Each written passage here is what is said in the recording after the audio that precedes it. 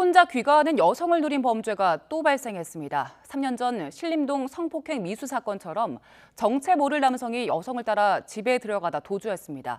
경찰은 추적에 나섰습니다. 취재기자 연결합니다. 윤성훈 기자. 네, 사회1부입니다.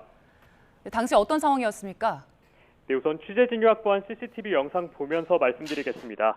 지난 6일 새벽 6시 반쯤 한 여성이 집으로 돌아가는 길에 사건이 발생했습니다.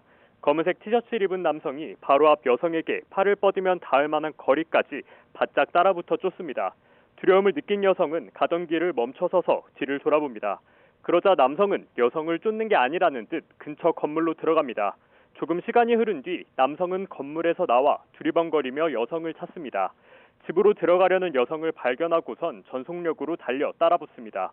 이 남성은 여성이 집으로 들어갈 때까지 미행을 계속했습니다. 피해 여성은 서울 마포구 대흥역 개찰구에서부터 해당 남성이 자신의 뒤를 쫓아왔다고 취재진에 설명했습니다. 또 현관문을 열고 뒤를 돌아보는 순간 남성이 문 안으로 발을 들여놓으려 했지만 신속히 문을 닫으면서 더 큰 피해를 막았다고 전했습니다. 현재 이 남성이 누군지는 확인되지 않고 있습니다. 피해자 신고를 받은 경찰은 영상 속 남성의 신원 파악에 주력하고 있습니다. 압수수색 영장을 발부받아 추적하고 있습니다. 네, 비슷한 범죄가 끊이지 않고 있는데 3년 전에도 30대 남성이 신림동에 혼자 사는 여성의 집을 침입하려다가 실패한 사건이 있었죠. 네, 지난 2019년 5월 신림동 성폭행 미수 사건이 발생했습니다. 30대 남성 조모 씨는 신림동 원룸에 사는 20대 여성을 따라가 자택에 침입하려다 실패했습니다. 당시 사건은 오늘 전해드리는 대흥역 사건과 비슷했는데요. 조 씨에게 내려진 처벌 수위를 놓고 논란이 일기도 했습니다. 당시 검찰은 주거 침입 혐의에 더해 강간 미수 혐의도 적용해 조 씨를 구속해 재판에 넘겼습니다. 하지만 1심과 2심 재판부 그리고 대법원까지 조 씨의 주거 침입 혐의만 인정해 징역 1년의 실형을 선고했습니다.